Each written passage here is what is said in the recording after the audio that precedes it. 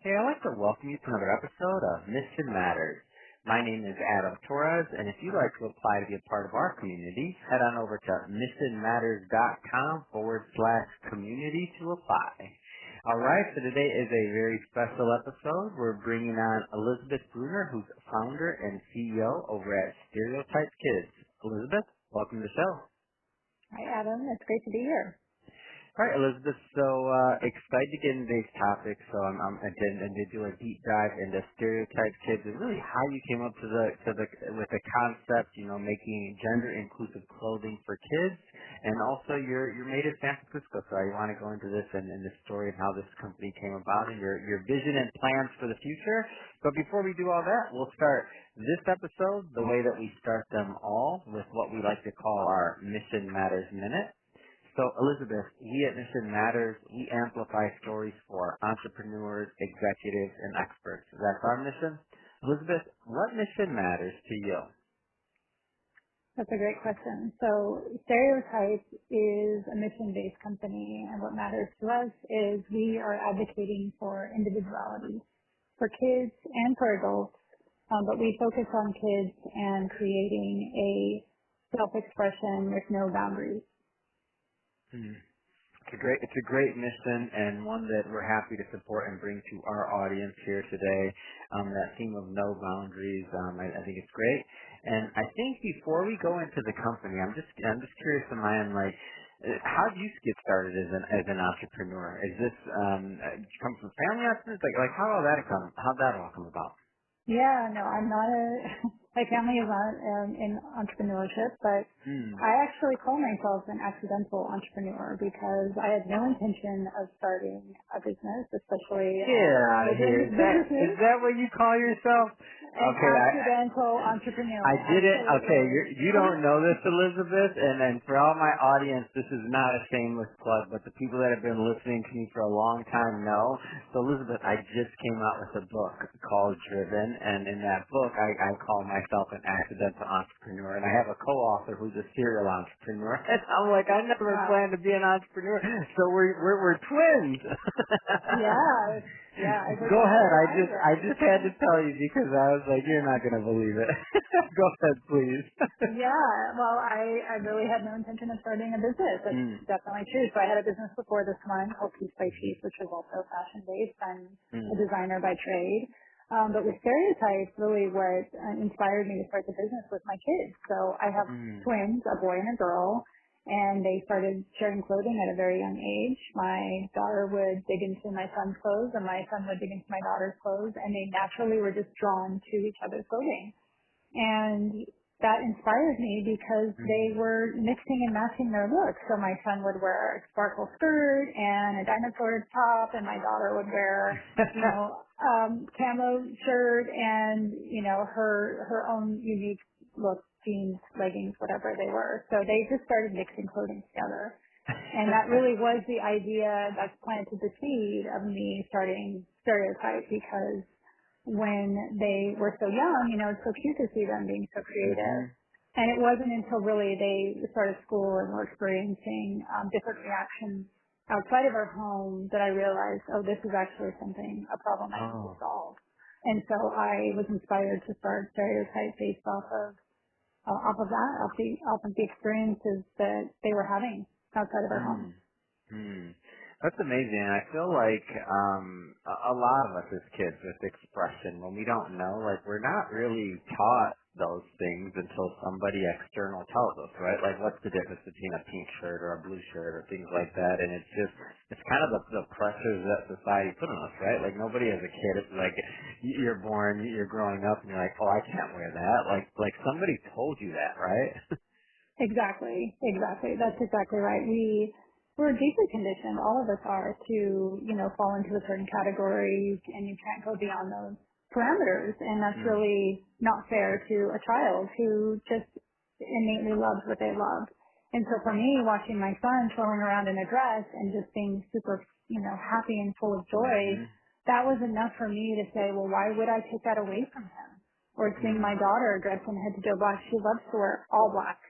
and she likes to wear her baseball cap backwards, and that's just innately what she enjoys. Not all the time, but in those moments where she's diving into a more masculine look, that's what she loves. And so I don't want to change that. Why would I? I want to support the whole child before me, and that was actually a lot of self-reflection that happened over the years before I officially started StereoType. But yeah, it's true. We are deeply conditioned by society, by our family, religion. There's a whole list of ways that we are told you cannot go beyond a boundary, which is really why I created StereoType. So it's self-expression knows no boundaries, and it really shouldn't. And that goes for all, not just kids.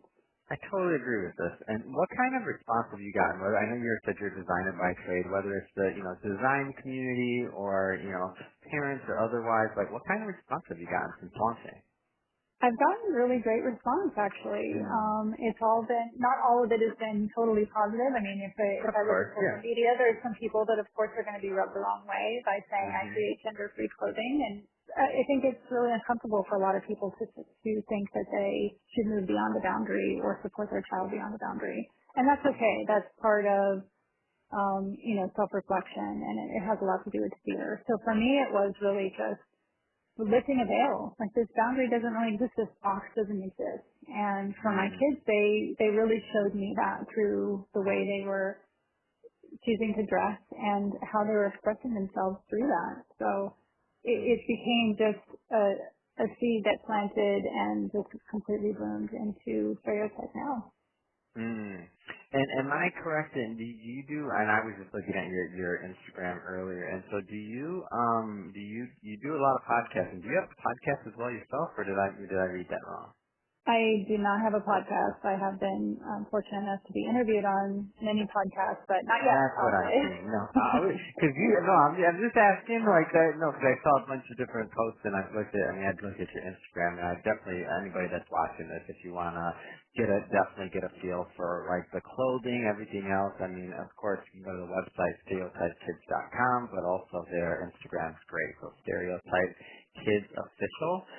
You can see that there, and you can get a feel for the clothing and other things like that. So that is it's pretty cool. So definitely have to give you a shout out there. And you can just and also the quality of the clothes, you can just see it. Maybe talk to us a little bit about the clothes and your concept from a designer's point of view. Yeah, thank you. So the clothes are designed gender free, and what that means is that they're unisex. Basically, they're made for boys and girls. And the way I design the clothes is really around play and also around what I coined blended fashion, which is a mix of boy and girl elements. So there's some sparkle, there's a lot of black. My daughter, like I said, she loves black. My son loves sparkle, so those elements are there for them.